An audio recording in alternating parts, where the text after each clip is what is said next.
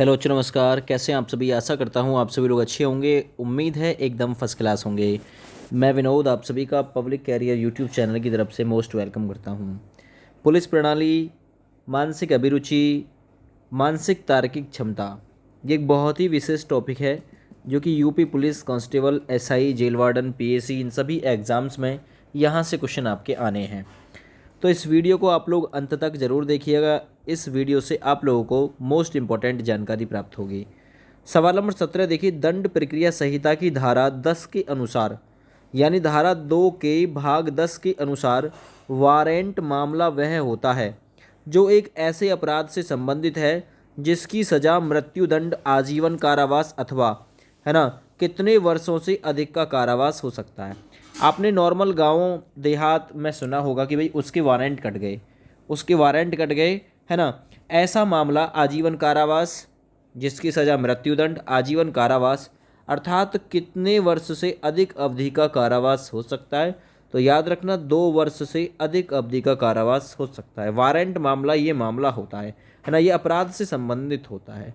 दंड प्रक्रिया की धारा 10 में इसे बताया गया है ना। इसके अनुसार वारंट मामला वह होता है जो एक ऐसे अपराध से संबंधित होता है जिसकी सज़ा मृत्युदंड हो सकता है, आजीवन कारावास हो सकता है अथवा 2 वर्षों से अधिक का कारावास हो सकता है। आगे बढ़ते हैं सवाल नंबर 18 की तरफ। सवाल नंबर 18 में क्या आप लोगों को बताना है, मामला भारतीय अदालत में दायर किया गया। एक मामला कोई अदालत में दायर किया गया, एक निर्वाह व्यय से संबंधित मुकदमा था। इस मामले में 62 वर्षीय मुस्लिम महिला को उसके पति ने 1978 में तलाक दे दिया था। ठीक है, उसने अपने बच्चों के भरण पोषण के लिए धन मांगा और उच्चतम न्यायालय यानी सुप्रीम कोर्ट में मुकदमा भी जीत लिया, परंतु उसे निर्वाह व्यय नहीं दिया गया क्योंकि उसी दरमियान देश के कानूनों में बदलाव कर दिए गए थे। कौन सा बदलाव किया गया था?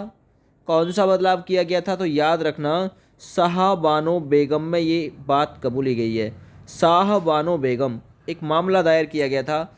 उस मामले से जो संबंधित महिला थी, कौन सी महिला थी वो? शाह बानो बेगम थी। इस मामले में 62 वर्षीय मुस्लिम महिला को उसके पति ने 1978 में तलाक दे दिया था।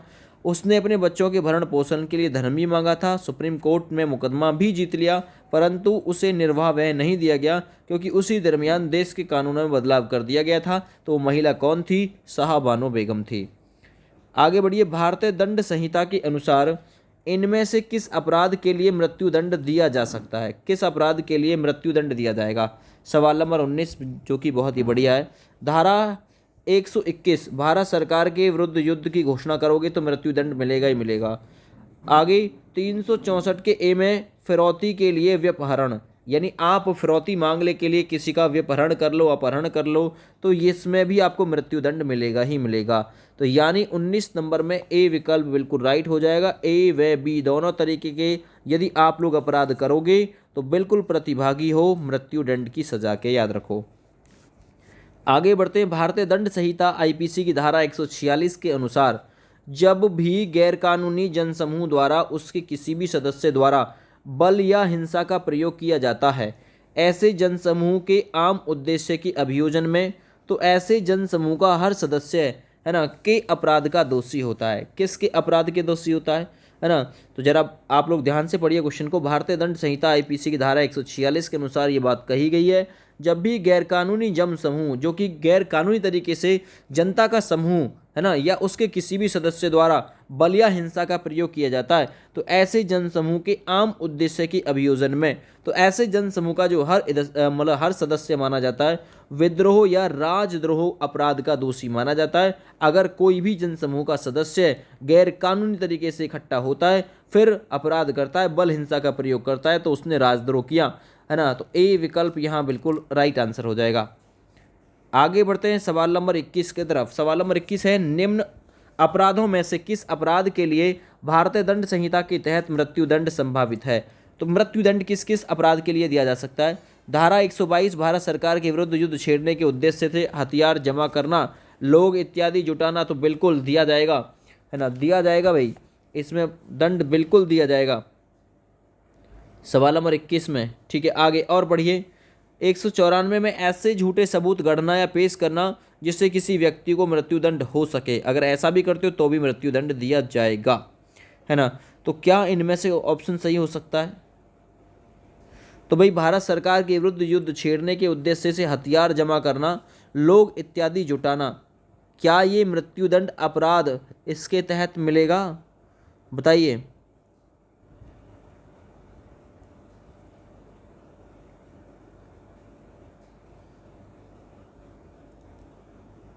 देखिए, इस सवाल का राइट आंसर दे रखा है सी, जिसकी वजह से किसी निर्दोष व्यक्ति को अपराधी ठहराकर उसे मृत्युदंड दे दिया जाए।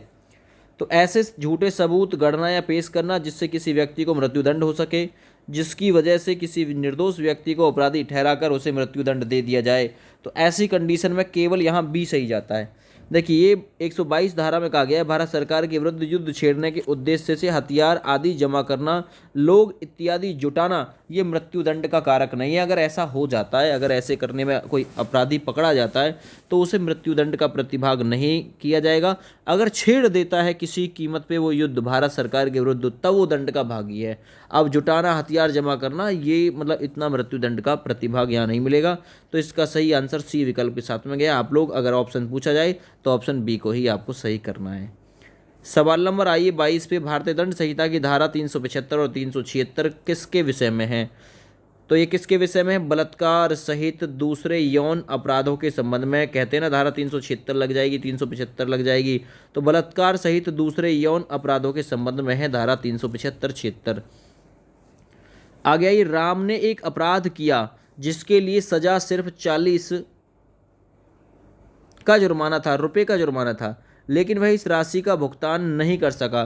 फिर आईपीसी की धारा 67 के अनुसार उसे भुगतान न करने के लिए अधिकतम कितने वर्ष का कैद किया जाएगा? सवाल नंबर 23, तो उसे, है ना, उसे 2 महीने तक की कैद किया जाएगा। जी यहाँ पे थोड़ा सा मतलब मिटा हुआ है, शायद 4000 हो, 40 हो, कुछ भी हो। तो राम ने एक अपराध किया जिसके तहत उसे 4000 मान लो, 400 रुपये मान लो का जुर्माना था, लेकिन वह इस राशि का भुगतान नहीं कर सका। फिर आईपीसी की धारा 67 के अनुसार उसे भुगतान करने के लिए अधिकतम 2 महीने का कैद किया जाएगा, याद रखना। आगे बढ़ते हैं। राज्यसभा ने 8 अगस्त 2016 को मानसिक स्वास्थ्य सेवा विधेयक को पारित करके कौन से कृत्य को अपराध की श्रेणी से अलग कर दिया था? इंपॉर्टेंट क्वेश्चन है, पूछ सकता है। तो आत्महत्या के प्रयास को, यानी अटेम्प्ट टू मर्डर, आत्महत्या के प्रयास को अपराध की श्रेणी से अलग कर दिया गया था। 8 अगस्त 2016 को मानसिक स्वास्थ्य सेवा विधेयक को पारित करके इस कृत्य को अपराध की श्रेणी से अलग कर दिया था, अटेम्प्ट टू मर्डर को। बी ऑप्शन बिल्कुल राइट है 24 नंबर क्वेश्चन में। 25 नंबर क्वेश्चन देखिए, भारतीय दंड संहिता का कौन सा अध्याय वातावरण को स्वास्थ्य के लिए हानिकारक बनाने के लिए जुर्माने से संबंधित है? अगर कोई वातावरण को स्वास्थ्य के लिए हानिकारक बनाएगा तो वो जुर्माने का प्रतिभागी होगा। भारतीय दंड संहिता के कौन से अध्याय में ये बात कही गई है? सवाल नंबर 25, तो अध्याय 14 में ये बात कही गई है। अध्याय 14 में, याद रखो, वातावरण को कोई भी स्वास्थ्य के लिए हानिकारक बनाएगा तो। आगे बढ़ते हैं। किस मामले में सुप्रीम कोर्ट ने भारतीय दंड संहिता आईपीसी की धारा 303 को रद्द कर दिया था, जिसके अनुसार एक आजीवन कैदी द्वारा की गई हत्या के लिए उसे अनिवार्य मृत्युदंड दिया जाना था? तो इसे निरस्त किया गया था, किस वाद के द्वारा किया गया था? सवाल नंबर 26 सही आंसर सवाल नंबर 26 के लिए जाएगा। मिट्टू बनाम पंजाब राज्य एक वाद आया था जिसके तहत, है ना, जिसके तहत किया गया था, एक आजीवन कैदी द्वारा की गई हत्या के लिए उसे अनिवार्य मृत्युदंड दिया जाना था, इसे निरस्त कर दिया गया था। आगे बढ़ते हैं। राम गुस्से में श्याम को मारने का प्रयास करता है। श्याम को ऐसी स्थिति में प्राइवेट प्रतिरक्षा का अधिकार भारतीय दंड संहिता की किस धारा में दिया हुआ है ना? गुस्से में मारने का प्रयास कर रहा है श्याम को, प्राइवेट प्रतिरक्षा का अधिकार कौन सा धारा प्रदान करेगा? तो याद रखना 97 में दी हुई है, याद रखना 97 प्राइवेट प्रतिरक्षा। आगे, जब लोग सार्वजनिक स्थान पर लड़ते हैं, जनता वाले स्थान पर, तो सार्वजनिक शांति को भंग करते हैं तो उसे बलवा करना कहा जाता है। जब लोग सार्वजनिक स्थान पर लड़ रहे हैं, जो कि जनता का मतलब एक सार्वजनिक स्थान है, वहाँ पे शांति भंग करते हैं तो उसे बलवा कहा जाता है। न्यूनतम कितने लोगों के होने पर ऐसी स्थिति को बलवा कहा जाएगा? सवाल नंबर 28 इंपॉर्टेंट है। तो लगभग 5 लोग एक साथ इकट्ठे हों, तो कम से कम 5 लोग इकट्ठे हों एक साथ, तो वो बलवा की कैटेगरी में चला जाएगा। तो ये यहाँ पे सी ऑप्शन सही हो जाएगा। किस मामले में आत्मरक्षा का अधिकार उपलब्ध नहीं होगा, है ना। 97 आर्टिकल में धारा में वर्णित है आत्मरक्षा वाला। तो लोक सेवक द्वारा किया गया कार्य है, ठीक है। तो लोक सेवक द्वारा किया गया कार्य आत्मरक्षा अधिकार में उपलब्ध नहीं होगा, ये याद रखना। तो ए ऑप्शन यहाँ पर आप लोग का बिल्कुल सही हो जाएगा। जंगम संपत्ति की रक्षा में है, आपराधिक अत्याचार को रोकने में है, उपरोक्त सभी में नहीं। तो केवल लोक सेवक द्वारा किया गया कार्य, और ये एग्जाम में क्वेश्चन आ गया है। आगे बढ़िए, निम्नलिखित में से किस मामले में यह फैसला किया गया था कि कई आजीवन कारावास एक साथ चलेंगे और एक की क्षमा दूसरे को प्रभावित नहीं करेगी। तो ये किस वाद में कहा गया था, सवाल नंबर 30 इंपॉर्टेंट है। कई सारे मामले में यह फैसला किया गया था, किस मामले में किया गया था कि आजीवन कारावास एक साथ चलेगा, ठीक है ना। कई आजीवन कारावास एक साथ चल सकते हैं और एक की क्षमा दूसरे को प्रभावित नहीं कर सकती। अगर एक को क्षमा कर देगा तो दूसरे को इफेक्ट नहीं डालेगा। तो ये कहा गया था मथुरा मलिंगम बनाम राज्य, मथुरा मलिंगम बनाम राज्य बाद में कहा गया था ये बात। आगे, महिला की लज्जा भंग करने संबंधी मामला दंडनीय है। तो किस में मामला दंडनीय है, तो भारतीय दंड संहिता में यानी आईपीसी में दंडनीय है। तो ए ऑप्शन बिल्कुल आप लोगों का राइट आंसर हो जाएगा सवाल नंबर 31 के लिए। आत्मरक्षा का अधिकार क्या है, सवाल नंबर 32 ये क्वेश्चन आ सकता है एग्जाम में। तो देखिए, अपने शरीर के प्रति अपराध से प्रतिरक्षा, दूसरे के शरीर के प्रति चोरी लूट आदि अपराध में प्रतिरक्षा, उपरोक्त सभी बिल्कुल 32 नंबर में डी ऑप्शन राइट है। 33 नंबर क्वेश्चन करिए, दंड प्रक्रिया संहिता की धारा 154 के अधीन प्रथम सूचना रिपोर्ट किससे संबंधित है। तो प्रथम सूचना जो रिपोर्ट है वो केवल संज्ञेय अपराध से संबंधित है। बी विकल्प बिल्कुल राइट है, 154 धारा के तहत, है ना। प्रथम सूचना रिपोर्ट केवल संज्ञेय अपराध से संबंधित है। आगे बढ़ी 34 नंबर, प्राइवेट प्रतिरक्षा का अधिकार किससे संबंधित है। प्राइवेट प्रतिरक्षा शरीर से, शरीर व संपत्ति दोनों से, संपत्ति से। तो यहाँ पे ये बिल्कुल सही है, शरीर व संपत्ति दोनों से संबंधित है प्राइवेट प्रतिरक्षा। आगे बढ़िए 35 नंबर क्वेश्चन, भारतीय दंड संहिता की किस धारा में आपराधिक षड्यंत्र को परिभाषित किया गया, इंपॉर्टेंट है ना। आपराधिक षड्यंत्र को परिभाषित किया गया धारा 120 के ए में, धारा 120 के के में आपराधिक षड्यंत्र को परिभाषित किया गया। ये 16वां नंबर क्वेश्चन वहाँ से छूट गया था, यहाँ पे देख लो। भारतीय दंड संहिता की धारा 304 के बी के तहत दहेज, यदि किसी महिला को प्रताड़ित किया जाता है दहेज में और उस दौरान उसकी मृत्यु हो जाती है, तो उसका जो जिम्मेदार होगा उसे न्यूनतम कितने वर्ष की सज़ा का प्रावधान किया जाएगा, है ना। प्रावधान था, शायद अब है या नहीं है ना, ये मालूम नहीं है, लेकिन अब ये थोड़ा आप लोग जानकारी कर लेना। लेकिन ये 7 वर्ष के कारावास का प्रावधान था, इसलिए बी ऑप्शन बिल्कुल इसमें राइट है। ठीक है भैया, चलिए, जय हिंद।